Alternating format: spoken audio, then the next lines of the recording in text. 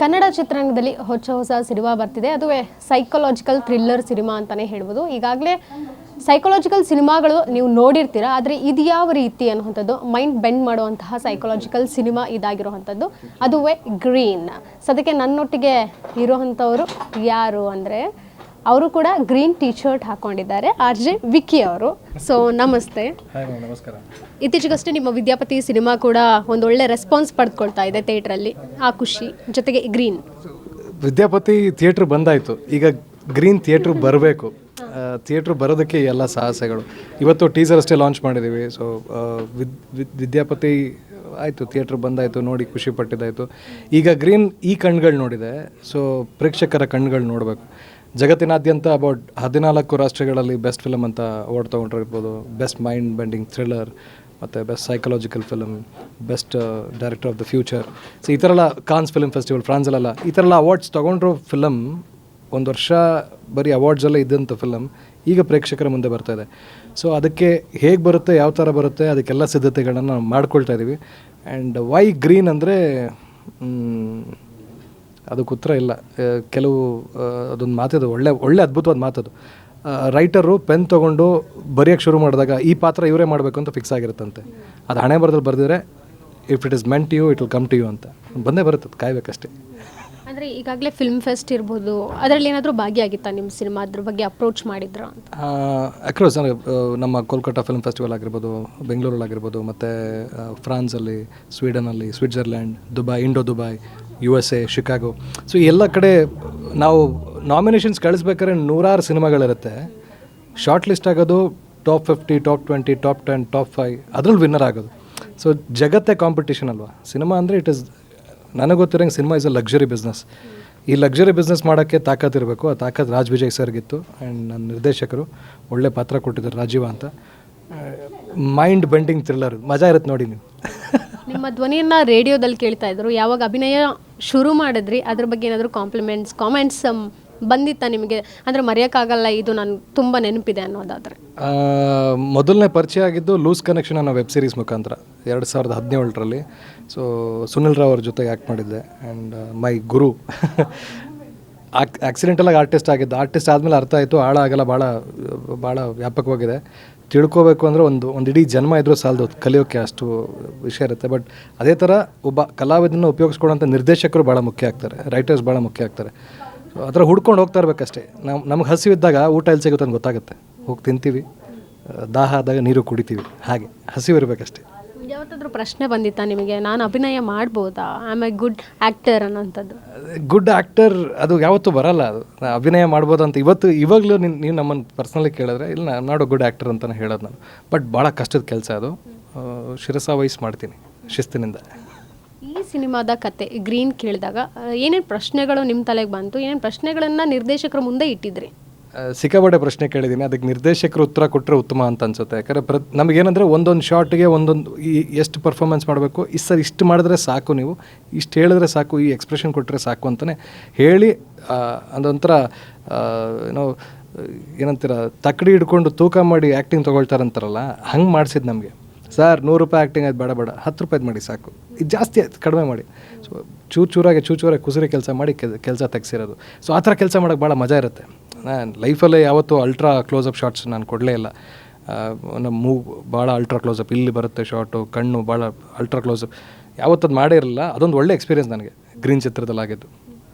Psychological mind bending film ಅಂತ ಹೇಳಿದರು ನಿರ್ದೇಶಕರು. ನಿಮಗೆ ಸೈಕಾಲಜಿ ಎಷ್ಟು ವರ್ಕ್ ಆಗುತ್ತೆ, ಏನಾದರೂ ಎಕ್ಸ್ಪೀರಿಯನ್ಸ್ ಆಗಿದೆಯಾ? ಸೈಕಾಲಜಿ ಇಲ್ಲದೆ ಮನುಷ್ಯ ಬದುಕೋಕ್ಕೆ ಸಾಧ್ಯನೇ ಇಲ್ಲ. Psychology is very important. ಈಗ ನಾನು ಕೂತಿರ್ಬೋದು, ನನ್ನ ಮಾತನ್ನು ನೀವು ಕೇಳಿಸ್ಕೊಳ್ತಾ ಇರ್ಬೋದು, ಬಟ್ ನಿಮ್ಮ ತಲೆಯಲ್ಲಿ 1000 ಓಡ್ತಿರುತ್ತೆ, ನೆಕ್ಸ್ಟ್ ಏನು ಪ್ರಶ್ನೆ ಕೇಳಬೇಕು, ಏನು ಕತೆ ಅಂತ. Psychology is A human business. ಅದನ್ನು ಯೋಚನೆ ಮಾಡೋಕ್ಕಷ್ಟೇ ಸಾಧ್ಯ. ಅದನ್ನು ಯೋಚನೆ ಮಾಡಿ ತೆರೆ ಮೇಲೆ ತಂದಿದ್ದಾರೆ ಅಂದರೆ ಡೈರೆಕ್ಟ್ರ್ ತಾಕತ್ತು ಬೇರೆ. ಸೊ ಒಳ್ಳೇದಾಗಲಿ ಅಷ್ಟೇ. I mean end of the day ಪ್ರೇಕ್ಷಕರು ನೋಡಬೇಕು. ಒಳ್ಳೆ ಸಿನಿಮಾನ ಯಾವತ್ತೂ ಕೈ ಬಿಟ್ಟಲ್ಲ, ಅದಂತೂ 100% ನನಗೆ ಗೊತ್ತಿರೋ ಸತ್ಯ. ಇತಿಹಾಸ ಹಿಂತಿರುಗಿ ನೋಡಿದ್ರೆ ಒಳ್ಳೆ ಸಿನಿಮಾನ ಯಾವತ್ತೂ ಯಾರು ಕೈ ಬಿಟ್ಟಿಲ್ಲ. ಆ ಒಂದು ಒಳ್ಳೆ ಸಿನಿಮಾ, ಒಳ್ಳೆ ಪ್ರಯತ್ನ ಇದಾಗಿದೆ. Let's wait for green. ಈಗ ಟೀಸರ್ ಅಷ್ಟೇ, ಟ್ರೈಲರ್ ಬರುತ್ತೆ. ಈಗ ಇದು ಥ್ರಿಲ್ಲರ್, ಸಸ್ಪೆನ್ಸ್ ಜೊತೆಗೆ ಕ್ರೈಮ್ ಕೂಡ ಏನಾದರೂ ಸೇರ್ಕೊಂಡಿದೆಯಾ ಅಂತ? ನಿಮಗೆ ಟ್ರೈಲರಲ್ಲಿ ಉತ್ತರ ಸಿಗುತ್ತೆ ಇದಕ್ಕೆ. ಈ ಸಿನಿಮಾದಲ್ಲಿ ಪರ್ಟಿಕ್ಯುಲರ್ ಆಗಿ ಹೀರೋ ಹೀರೋಯಿನ್ ಅನ್ನೋಂಥ ಕ್ಯಾರೆಕ್ಟರ್ ನಮಗೆಲ್ಲೂ ಕಾಣಿಸ್ಲಿಲ್ಲ. ಒಬ್ಬರೇ ಹೀರೋಗೆ ಹೆಸರು ಕಥೆ. ಸೊ ಆ ಕಥೆಗೆ ಪಾತ್ರಧಾರಿಗಳು ನಾವಷ್ಟೇ, ನಾವು ನೆಪ ಮಾತ್ರಕ್ಕೆ ಬರ್ತೀವಿ ಹೋಗ್ತೀವಿ ಅಷ್ಟೇ. End of the day director ತಲೆಯಲ್ಲಿ ಇದ್ದಿದ್ದು ಕಥೆಯನ್ನು ಪೇಪರಲ್ಲಿ ತಂದು ಅದನ್ನು ನಮಗೆ ಹೇಳಿ, ನಮ್ಮನ್ನು ಒಪ್ಪಿಸಿ, ನಮಗೆ ಪರ್ಫಾರ್ಮೆನ್ಸ್ ತೆಗೆಸಿ ಅದನ್ನು ಅದ್ಭುತವಾದ ಚಿತ್ರ ಮಾಡಿದ್ದಾರೆ. ಭಾಳ ದೊಡ್ಡ ಕೆಲಸ ನಿರ್ದೇಶಕರದು ಆಟ ಅಲ್ಲ. ಆ್ಯಂಡ್ ಬೈ ದ ವೇ ಅವರು ಪ್ರೊಡ್ಯೂಸರ್ ಆಗಿದ್ದಾರೆ, ಇನ್ನೂ ದೊಡ್ಡ ಕೆಲಸ, ಅದು ದೊಡ್ಡ ಜವಾಬ್ದಾರಿ. ನಿಮಗೇನು ಅನಿಸುತ್ತೆ, ಎಂಟರ್ಟೈನ್ಮೆಂಟ್ ಅನ್ನುವಂಥ ಒಂದು ವರ್ಗದ ಪ್ರೇಕ್ಷಕರು ಜೊತೆಗೆ ಈ ಕಡೆ ಇಂಟೆಲೆಕ್ಚುಲಿ ಇಂಟೆಲಿಜೆಂಟ್ ಸಿನಿಮಾಗಳನ್ನು ನೋಡೋವಂಥವ್ರು ಯಾವಾಗ ತುಂಬ ಆಡಿಯನ್ಸ್ ಪರ್ಸೆಂಟೇಜ್ ಜಾಸ್ತಿ ಇದೆ ಅನಿಸುತ್ತೆ? ಅದನ್ನು ಹೇಳೋದು ಕಷ್ಟ ಇದೆ ಫ್ರಾಂಕಾಗಿ ಹೇಳಬೇಕಾದ್ರೆ. ಯಾಕಂದರೆ ಕೋವಿಡ್ ಬರೋಕ್ಕೆ ಮುಂಚೆ ನಾನು ಏನಾದ್ರು ಹೇಳಿದರೆ ಒಪ್ಕೊಳ್ತಿದ್ರು ಜನ. ಈಗ ಏನೇ ಹೇಳಿದ್ರು ತಪ್ಪಾಗುತ್ತೆ. ಯಾಕಂದರೆ ನನಗೆ ಪರ್ಸ್ನಲ್ ನನ್ನ ಲೈಫಲ್ಲಿ ಯಾವುದೋ ಒಂದು ವೀಕೆಂಡಲ್ಲಿ ಒಂದು ಸಿನಿಮಾ ನೋಡಬೇಕು ಅಂತ ಹೇಳಿ ಬರೀ ಟ್ರೈಲರ್ಗಳನ್ನ ನೋಡಿ ಅವರ್ಗಟ್ಟಲೆ ಕಳೆದ್ಬಿಟ್ಟಿದ್ದೀನಿ. ಬರೀ ಟ್ರೈಲರ್ಗಳನ್ನು ನೋಡಿ ಒಂದು ಪ್ರಾಪರ್ ಸಿನಿಮಾ ನೋಡೋಕ್ಕಾಗ್ತಿಲ್ಲ. ಅಷ್ಟೊಂದು ಆಪ್ಷನ್ಸ್ ಇದ್ದಾಗ ಒಳ್ಳೆ ಸಿನಿಮಾ ಬಂದಾಗ ಅದ್ರ ಪ್ರಚಾರ ಸಿಗಬೇಕು. ಪ್ರಚಾರ ಸಿಕ್ಕಾಗ ಮಾತ್ರನೇ ಆ ಸಿನಿಮಾ ಇಂಥದ್ದಿದೆಯಪ್ಪ, ಇಂಥದ್ದೇನೋ ಬರ್ತಿದೆ ನೋಡೋಣ. ಎಲ್ಲರಿಗೂ ಒಂದು ಥಿಯೇಟ್ರಲ್ಲಿ ಕುತ್ಕೊಂಡಾಗ ಅವ್ರಿಗಿರೋದು ಎರಡೇ ಆಪ್ಷನ್ನು: ಲಾರ್ಜರ್ ದೆನ್ ಲೈಫ್ ತೋರಿಸಿ, ನಾನು ಊಹೆಗೆ ಮೀರಿರೋವಂಥ ವಿಚಾರ ತೋರಿಸಿ, ಅಥವಾ ನನಗೆ ಗೊತ್ತಿಲ್ಲದಿರೋ ಪ್ರಪಂಚನ ಪರಿಚಯ ಮಾಡಿಸಿ ಅಂತ. ಅವ್ರಿಗೆ ಗೊತ್ತಿಲ್ಲದಿರೋ ಪ್ರಪಂಚದ ಪರಿಚಯನೇ ಗ್ರೀನ್. ಸೊ ಸೈಕಾಲಜಿಯಲ್ಲಿ ನೀವು ಮೈಂಡ್ ರೀಡಿಂಗ್ ಏನಾದರೂ ಗೊತ್ತಿದೆಯಾ ಅಥವಾ ಫೇಸ್ ರೀಡಿಂಗ್? 11 ವರ್ಷ ರೇಡಿಯೋ ಜಾಕಿಯಾಗಿ ಕೆಲಸ ಮಾಡ್ತಾಯಿದ್ದೀನಿ. ಓಕೆ, ಆ್ಯಕ್ಟಿಂಗಲ್ಲಿ ಒಂದು 8 ವರ್ಷ ಬಂದೀನಿ ಅಷ್ಟೇ. ಪ್ರತಿದಿನ ಕಲಿತಾ ಇರ್ತೀನಿ, ಪ್ರತಿದಿನ ಕಲ್ತಿರೋದನ್ನ ಖರ್ಚು ಮಾಡೋ ಪ್ರಯತ್ನ ಮಾಡ್ತಿರ್ತೀನಿ ಅಷ್ಟೇ. ರೇಡಿಯೋ ಜಾಕಿಯಾಗಿ ಒಂದು 11 ವರ್ಷ ಏನು ಎಕ್ಸ್ಪೀರಿಯನ್ಸ್ ಅಂತ ಹೇಳಿದರೆ, ಜನಗಳ ನೋವು ಇರ್ಬೋದು, ನಲಿವಿರ್ಬೋದು, ಎಲ್ಲವನ್ನೂ ತಿಳ್ಕೊಂಡಿರ್ತೀರ. ಲೈಕ್ ಇಂದುವರೆಗೂ ಆ ಎಕ್ಸ್ಪೀರಿಯನ್ಸ್ ಇರಬಹುದು, ಏನು ಅನಿಸುತ್ತೆ ನಿಮಗೆ? ಹೇಳೋಕ್ಕಾಗಲ್ಲ. Every person is different, every individual is different. ಅವ್ರ ಅಪ್ಬ್ರಿಂಗಿಂಗ್ ಬೇರೆ ಇರುತ್ತೆ, ಅವ್ರು ತಿನ್ನೋ ಊಟದ ಪದ್ಧತಿ ಬೇರೆ ಇರುತ್ತೆ, ಅವ್ರು ಧರಿಸೋ ಮೇಕಪ್ ಬೇರೆ ಇರುತ್ತೆ, ಅಥವಾ ಹಾಕೋ ಬಟ್ಟೆ ಬೇರೆ ಇರುತ್ತೆ, ಅವ್ರ ಕಲರ್ ಚಾಯ್ಸಸ್ ಬೇರೆ ಇರುತ್ತೆ, ಅವ್ರು ಯೋಚನೆ ಮಾಡೋ ಶೈಲಿ ಬೇರೆ ಇರುತ್ತೆ, ಅವ್ರ ಅಪ್ಬ್ರಿಂಗಿಂಗ್ ಬೇರೆ ಇರುತ್ತೆ, ಫ್ಯಾಮಿಲಿ ವಾತಾವರಣ, ಆಡೋ ಭಾಷೆ, ಪ್ರತಿಯೊಂದು ಬೇರೆ ಬೇರೆ ವೈವಿಧ್ಯತೆ ಇರುತ್ತೆ. ಇದೆಲ್ಲವನ್ನು ಕ್ರೋಢೀಕರಿಸಿ ಅಂಡರ್ ಒನ್ ಅಂಬ್ರೆಲಾ ನೋಡೋದಾದರೆ ನಾವು ಮನುಷ್ಯರಿಗೆ ಭಾವನೆಗಳು ಭಾಳ ಮುಖ್ಯ. ಭಾವನೆಗಳು ಖುಷಿ ಅಂದರೆ ಖುಷಿ ಇರುತ್ತೆ, ಬೇಜಾರಿರುತ್ತೆ. ಬೇಜಾರಿದ್ದಾಗ ನನ್ನ ಕಾರ್ಯಕ್ರಮ ಕೇಳಬೇಕು ಅಂತ ಅನಿಸುತ್ತೆ. ಯಾಕೆ ಅಂದರೆ ನನ್ನ ಕಾರ್ಯಕ್ರಮ ಬರೋದು ರಾತ್ರಿಯಲ್ಲಿ. ರಾತ್ರಿ ಹೊತ್ತು ಒಂದಷ್ಟು ಒಳ್ಳೆಯ ವಿಚಾರಗಳನ್ನು ಕೇಳಿ ನಿದ್ರೆಗೆ ಜಾರೋದಿದೆಯಲ್ಲ, ಅದರಷ್ಟು ಸುಖವಾದ ಕೆಲಸ ಮತ್ತೊಂದಿಲ್ಲ ಲೈಫಲ್ಲಿ. ಸೊ ಆ ಥರ ಆಗಬೇಕು ಅಂದಾಗೆಲ್ಲ ಅಫ್ಕೋರ್ಸ್ ನಾನು ಏನೇ ಗಳಿಸಿದ್ರು ನಮ್ಮ ಲಿಸ್ನರ್ಸಿಂದ, ನನ್ನ ಬಿಗ್ ಎಫ್.ಎಮ್ಮಿಂದ. ಆ್ಯಂಡ್ ಅದು ಅವರು ಭಾಳ ಆಭಾರಿಯಾಗಿರಬೇಕು ಅವ್ರು ಕೊಟ್ಟರು ಆಪರ್ಚುನಿಟಿಗೆ. ಯಾಕಂದರೆ ಆರ್ಜೆಯಿಂಗು ಮಾಡಿಕೊಂಡು ಆ್ಯಕ್ಟಿಂಗು ಮಾಡೋದು ಭಾಳ ದೊಡ್ಡ ಕೆಲಸ. ನಾನು ಹೇಳ್ಬೋದು ಅಷ್ಟೇ ಕೂತ್ಕೊಂಡು ಮಾತಾಡು, but very tough task, very tough. I am trying to cope up. ನೋಡೋಣ. ಪ್ಯಾಷನ್ ಇಟ್ಕೊಂಡು ನೀವು ಆಸೆ ಆಗಿದ್ದ? ಹೌದೌದು, ಆ್ಯಂಕರಿಂಗ್ ಮಾಡ್ತಿದ್ದೆ. ಅದಾದಮೇಲೆ ಫ್ರೆಂಡ್ಸೆಲ್ಲ ಅಕ್ಕಪಕ್ಕ ಇರೋರು ವಾಯ್ಸ್ ಚೆನ್ನಾಗಿದೆ, why don't you try to be an RJ ಅಂತ. ಆರ್ಜೆಂಗ್ ಟ್ರೈ ಮಾಡಿದಾಗ ಆಯಿತು. ಸೊ ಮೈಸೂರಿಗೆ ಹೋಗಿ ಒಂದು 3 ವರ್ಷ ಕೆಲಸ ಮಾಡಿ ವಾಪಸ್ ಬೆಂಗಳೂರಿಗೆ ಬಂದು ಈಗ ಒಂದು 7-8 ವರ್ಷ ಆಯಿತು ಬಿಗ್ ಎಫ್ ಎಮ್ ಸೇರಿ. I am happy. ಬರೀ ಧ್ವನಿನ ಕೇಳ್ತಾ ಇದ್ರು, ನಿಮ್ಮ ಮುಖ ನೋಡಿದಾದ್ಮೇಲೆ ನಿಮ್ಮ ತಂದೆ ತಾಯಿ ಇರ್ಬೋದು, ಕುಟುಂಬಸ್ಥರು ಇರ್ಬೋದು, ಎಷ್ಟು ಖುಷಿ ಪಟ್ಟರು? ಇಂದಿಗೂ ಏನಾದರೂ ರೇಗಿಸ್ತಾರ, ಕಾಲು ಎಳಿತಾರ ಅಥವಾ ಕಾಮೆಂಟ್ಸ್ ಕೊಡ್ತಾರ? ಅದೇ ಮನೆಯಲ್ಲಿ ಯಾವತ್ತು ಪ್ರಶಂಸೆಗಳು ಬರೋದು ಕಡಿಮೆ. ನನಗೆ ನನ್ನ ಫಸ್ಟು ಕಾಂಪಿಟೇಷನ್ನೇ ಒಂದು ಪ್ಯಾಷನ್ ತಗೋಬೇಕಂತ ಹೇಳಿದ್ದೆ ನಮ್ಮಪ್ಪ. ಯಾಕಂದ್ರೆ ಅವ್ರು ಏನು ಹೇಳಿದ್ರು ಉಲ್ಟಾ ಹೊಡಿತಾರೆ. ನಿನ್ನ ಕೈಲಿ ಆಗಲ್ಲ ಬಿಡೋ ಅಂತ. ಇಲ್ಲಪ್ಪ ಇದು ಮಾಡ್ತಾಯಿದ್ದೀನಿ ಅಂದರೆ ನಿನ್ನ ಕೈಲಿ ಆಗಲ್ಲ ಕಣ ಅಂತ. ಫಸ್ಟ್ ಅವ್ರು ಆಗಲ್ಲ ಅಂದಾಗ ನಾನು ಮಾಡಿ ತೋರಿಸ್ಬೇಕು, ಅದು ನನ್ನ ಮಗನ ಕರ್ತವ್ಯ ಅಂತ ಹೋಗೋದು. ಅಪ್ಪ ಅಮ್ಮ, ಹೆಂಡತಿ, ಮಕ್ಕಳು, ಸೊ ನನ್ನ ತಂಗಿ, ಆ್ಯಂಡ್ ಅಫ್ಕೋರ್ಸ್ ಈಗ ಇರುವಂಥ ಗ್ರೀನ್ ತಂಡ, ಮೋರ್ ಆರ್ ಲೆಸ್ ಫ್ಯಾಮಿಲಿ ಆಗಿಬಿಟ್ಟಿದ್ದೀವಿ ನಾವು. ಈ ಜರ್ನಿ ಮತ್ತೆ ಕಂಟಿನ್ಯೂ ಆಗ್ತಿರುತ್ತೆ. ಒಂದು ಸರಿ ಸ್ಟಾರ್ಟ್ ಆಗೋದಷ್ಟೇ ಮುಖ್ಯ. ಈಗ ಎಲ್ಲ ಚಿತ್ರದಲ್ಲಿ ಕೆಲಸ ಮಾಡಿದ್ದೀನಲ್ಲ, ಭಾಳ ಕೆಲವೇ ಕಡೆ ಮಾತ್ರ ಈ ಕನೆಕ್ಷನ್ ಬಿಲ್ಡ್ ಆಗೋದು. So you can call them family ಅಂತ. ನೋಡಿ, ಒಂದು ಸಿಂಪಲ್ ಎಕ್ಸಾಂಪಲ್ ಕೊಡ್ತೀನಿ. ನೀವು ಊಟಕ್ಕೆ ಹೋಟೆಲ್ಗೆ ಹೋಗ್ತೀರಾ, ನಿಮ್ಮವ್ರ ಜೊತೆಗೆ ಹೋದರೆ ಅವ್ರ ಜೊತೆ ಊಟ ಮಾಡ್ತೀರಾ. ನಿಮ್ಮವ್ರ ಜೊತೆ ಯಾರ ಜೊತೆಗೆ ಹೋಗಿಲ್ಲ ಅಂದರೆ ನೀವು ಒಬ್ಬರೇ ಊಟ ಮಾಡ್ತೀರಾ. ಬಟ್ ಯಾರು ಅಂತ ಗೊತ್ತಿಲ್ಲದ್ರ ಜೊತೆ ಊಟ ಮಾಡ್ಬೇಕಾದ್ರೆ ಯೋಚನೆ ಮಾಡ್ಬೇಕು ನೀವು. ಕರೆಕ್ಟ್ ಅಲ್ವಾ? ಯಾಕಂದ್ರೆ ತಿನ್ನೋ ಆಹಾರ, ಆ ಎನರ್ಜೀಸು ನೀವು ಕರೆಕ್ಟಾಗಿರಬೇಕು. ಎನರ್ಜೀಸ್ ಮೇಂಟೈನ್ ಮಾಡಬೇಕು ಅಂದರೆ you have to eat well, you have to think well, you have to see well, you have to speak well. First ಎಲ್ಲ ತಲೆಯಲ್ಲಿರುತ್ತೆ. ಒಳ್ಳೇದನ್ನು ಮಾಡಬೇಕು ಅಂತ ಅಂದ್ಕೊಂಡಿದ ತಕ್ಷಣ ಅದೆಲ್ಲ ಒಳ್ಳೇದಾಗ್ತಾ ಹೋಗುತ್ತೆ. ಯೂನಿವರ್ಸ್ ಹೆಲ್ಪ್ ಮಾಡೋದು ನಮಗೆ. ಅಂದರೆ ನೀವು ಹುಟ್ಟಾಗಿಂದ ಇಷ್ಟು ಪಟ ಅಂತ ಮಾತಾಡ್ತೀರಾ ಅಥವಾ ಆರ್ಜೆ ಆದಮೇಲೆ ಅದು ಕ್ಯಾಶುಯಲ್ ಆಗಿ ಬಂದಿದ್ದ, ಹೇಗೆ? ಇಲ್ಲ, ಇದೊಂಥರ ಹುಡ್ದಾಗಿಂದಾನೆ ಸಿಕ್ಕಾಪಟ್ಟೆ. ಚಿಕ್ಕ ವಯಸ್ಸಿಂದ ಕಂಪ್ಲೇಂಟ್ ಇಟ್ಟಿದ್ದು ಸ್ಕೂಲಲ್ಲಿ, ಕಾಲೇಜಲ್ಲೆಲ್ಲ, ಏನು ಮಾತಾಡ್ತೇನೆ ರೀ ನಿಮ್ಮ ಮಗ ಅಂತ. ಸಿಕ್ಕಾಪಟ್ಟೆ ಮಾತಾಡ್ತಾನೆ. ಆತ ಒಬ್ಬನೇ ಅಲ್ಲ, ಅಕ್ಕಪಕ್ಕದವ್ರನ್ನ ಹಾಳು ಮಾಡ್ತಾನೆ ಅಂತ. ಅವಾಗಲಿಂದ ಬಂದಿರೋ ಅಭ್ಯಾಸ. ಬಟ್ ಅದನ್ನು ಕರೆಕ್ಟ್ ವೇಲ್ ಚಾನಲೈಸ್ ಮಾಡಿದೆ ಅಷ್ಟೇ. ಅಂದರೆ ಮಾತಿಗೂ ಬೆಲೆ ಇದೆ, ಮಾತಿಗೂ ದುಡ್ಡಿದೆ, ಮಾತಿಗೂ ಸಂಬಳ ಕೊಡ್ತಾರೆ. ಸೊ ಮಾತಿಗೂ ಒಂದು ಸ್ಥಾನಮಾನ ಸಿಗುತ್ತೆ ಅಂತ ಅದು ಹುಡ್ಕೊಂಡೆ, ರೀಚಾನಲೈಸ್ ಮಾಡ್ಕೊಂಡಿದ್ದೆ ಅಷ್ಟೇ. ನೀವು ಬೇರೆಯವ್ರಿಗೆ ಬುದ್ಧಿ ಮಾತು ಹೇಳ್ತಾ ಇರ್ತೀರಾ ಆಜೆ ವಿಕ್ಕಿಯಾಗಿ ಆಯಿತಾ, ಮನೆಯಲ್ಲಿ ಯಾವತ್ತಾದ್ರೂ ಬೈಸ್ಕೊಂಡಿದ್ದೀರಾ ನಿಮಗೆ ಬುದ್ಧಿ ಇಲ್ಲ, ಏನಾದರೂ ಒಂದು ಸಜೆಷನ್ ಹೇಳ್ತಿರೋ ಸಂದರ್ಭದಲ್ಲಿ ನಿಮ್ಮ ಅಪ್ಪ ಅಮ್ಮ ಶಾಕ್ ಆಗಿದ್ದಾರಾ, ಇಷ್ಟು ಮೆಚೂರ್ಡಾಗಿ ಹೆಂಗೆ ನನ್ನ ಮಗ ಹೇಳ್ತಾರೆ? ಅಲ್ಲ, ಬಹುಶಃ ಶಾಕ್ ಆಗಿದ್ರೆ ಹೇಳಿರ್ಲಿಕ್ಕಿಲ್ಲ ನನಗೆ ಇಲ್ಲಿವರೆಗೂ. ಬಟ್ ಒಂದಂತೂ ಸತ್ಯ, ನಾವು ದೇಶಕ್ಕೆ ರಾಜ ಆದ್ರೂ ಮನೆಗೆ ಅಮ್ಮನಿಗೆ ಅಪ್ಪನಿಗೆ ಮಗನೇ. ಸೊ ಅವ್ರಿರೋ ತನಕ ಅವ್ರು ಏನೇ ಹೇಳಿದ್ರು ಕೇಳಲೇಬೇಕು. ಅವ್ರ ಮಾತು ಶಾಸನ ಅಂದ್ಕೊಳ್ಳಿ, ಅವ್ರು ಹೇಳಿದ್ರೆ ಮುಗಿದ ಕತೆ. ಅಫ್ಕೋರ್ಸ್ ಮೈ ವೈಫ್ ರಶ್ಮಿ, ಆಕೆನೂ ಇದ್ದಾಳೆ, ನನ್ನ ಬದುಕಿನ ಬಹಳ ದೊಡ್ಡ ನಿರ್ಧಾರಗಳಲ್ಲಿ ಆಕೆನೋ ಜೊತೆ ನಿಂತಿದ್ದಾಳೆ. And I have to be thankful to her as well. 22 minutes VFX ಇದೆ ಈ ಸಿನಿಮಾದಲ್ಲಿ ಅಂತ ಹೇಳಿದ್ರು.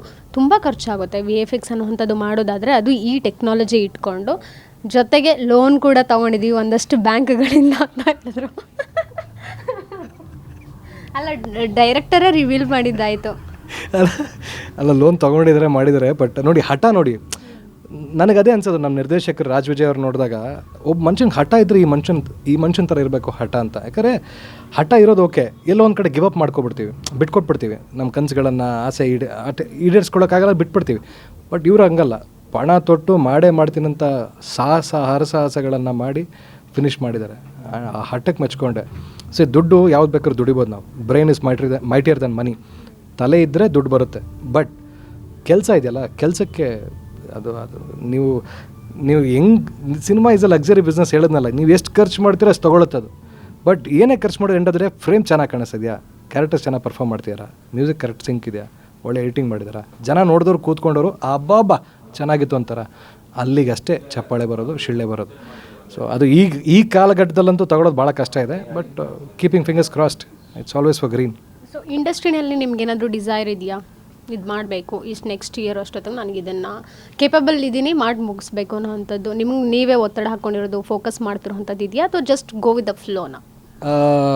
ಇಂಡಸ್ಟ್ರಿ ಅಂದರೆ ಆ್ಯಕ್ಟಿಂಗ್ ಇಸ್ ಅ ಹ್ಯೂಜ್ ಪ್ರಪಂಚ. ನನ್ನನ್ನು ಕೇಳಿದ್ರೆ ವರ್ಲ್ಡ್ ಇಸ್ ಅ ಸ್ಟೇಜ್. ಇಲ್ಲಿ 8 ವರ್ಷ ಏನೊಂದು 10 ಸಿನಿಮಾಗಳು ಮಾಡ್ಕೊಂಡು ಬಂದಿದ್ದೀನಿ, ಎಲ್ಲ ವಿಭಿನ್ನವಾದ ಪಾತ್ರಗಳನ್ನು ಮಾಡ್ಕೊಂಡು ಬಂದಿದ್ದೀನಿ. ಬಟ್ ನನಗೆ ಗೊತ್ತಿರೋ ಒಂದು ಸತ್ಯ ಏನಂದರೆ, ನಾನು ಮತ್ತೆ ಒಂದು ಸರಿ ಮಾಡಿರೋ ಪಾತ್ರನ ಮತ್ತೆ ಮಾಡಬಾರ್ದು ಅಂತ, ಅದೊಂದು ಹಠ ಇದೆ ಅಷ್ಟೇ.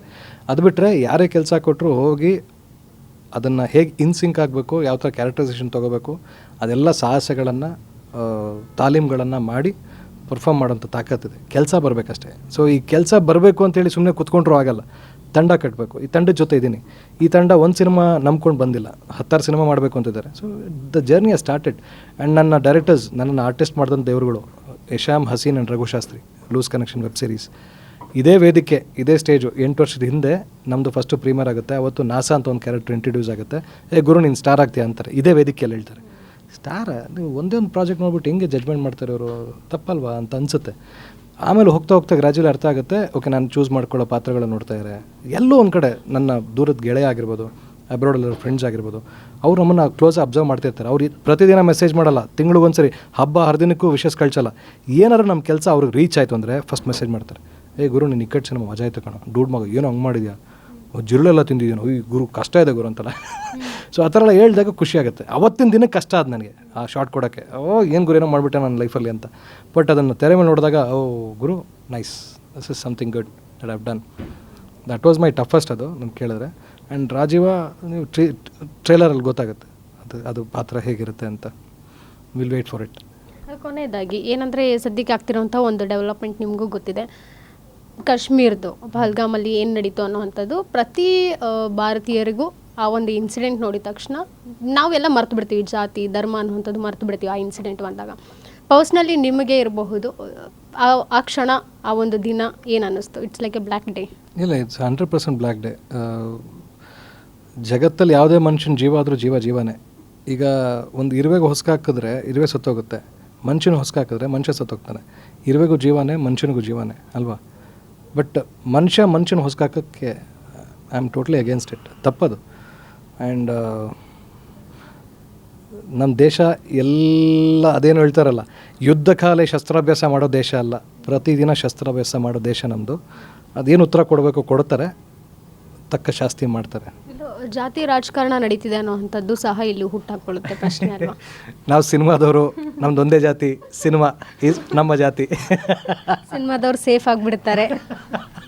ಸೇಫ್ ಅಲ್ಲ, ಕಲೆಗೆ ಜಾತಿ ಯಾವುದಿದೆ? ಚೆನ್ನಾಗಿದೆ ಅಂದರೆ ಚಪ್ಪಾಳೆ ತಟ್ತಾರೆ, ಶಿಳ್ಳೆ ಹೊಡಿತಾರೆ. ಅಥವಾ ನೀನು ಏನು ಬೇಕೋ ತಗೊಳಪ್ಪ ಅಂತ ದುಡ್ಡು ಕೊಡ್ತಾರೆ. ಅದು ಸುಖಿ ಜೀವನ ಸಾಕಲ್ಲ. ಸೊ ನೋ ಜಾತಿ ಗೀತಿ, ಸಿನಿಮಾ ಒಂದೇ ನಮ್ಮ ಜಾತಿ. ಯಾವಾಗ ರಿಲೀಸ್ ಆಗ್ಬೋದು ನಿಮ್ಮ ಸಿನಿಮಾ, ಯಾವಾಗ ಎಕ್ಸ್ಪೆಕ್ಟ್ ಮಾಡ್ಬೋದು ಆಡಿಯನ್ಸ್ ಅಂತ? ಐ ಥಿಂಕ್ ಇನ್ನು ಟಾಕ್ಸಲ್ಲಿದೆ, ಅದು ಅವ್ರು ಹೇಳಿದ ತಕ್ಷಣ ಅನೌನ್ಸ್ ಮಾಡ್ತಾರೆ. ಟ್ರೇಲರ್ ಆದಷ್ಟು ಬೇಗ ಬರ್ತೀವಿ ನಾವು. ಮಾನ್ಸ್ಟರ್ ನೀವಾ? ಗೊತ್ತಾಗುತ್ತೆ. ಇಲ್ಲ ಗೊತ್ತಾಗುತ್ತೆ. Okay, thank you sir. So ಇದಿಷ್ಟು RJ ವಿಕೆ ಅವರ ಮಾತಾಗಿತ್ತು. ಸೊ ಮಾನ್ಸ್ಟರ್ ಅವರ ಅಥವಾ ಸಿನಿಮಾದಲ್ಲಿ ಇನ್ಯಾರಾದರೂ ಬೇರೆಯವರು ಇದ್ದಾರಾ ಅನ್ನುವಂಥದ್ದು ಶೀಘ್ರದಲ್ಲೇ ಗೊತ್ತಾಗುತ್ತೆ. ಟ್ರೈಲರ್ ಕೂಡ ರಿಲೀಸ್ ಆಗುತ್ತೆ ಅನ್ನುವಂಥದ್ದು ಅವ್ರು ಹೇಳ್ತಾ ಇದ್ದಾರೆ. ಕ್ಯಾಮ್ರಾ ಪರ್ಸನ್ ವೆಂಕಟೇಶ್ ಜೊತೆಗೆ ಕೀರ್ತಿ ಪಾಟೀಲ್, ಗ್ಯಾರಂಟಿ ನ್ಯೂಸ್, ಬೆಂಗಳೂರು. ಗ್ಯಾರಂಟಿ ನ್ಯೂಸ್, ಸುದ್ದಿ ಖಚಿತ, ನ್ಯಾಯ ನಿಶ್ಚಿತ.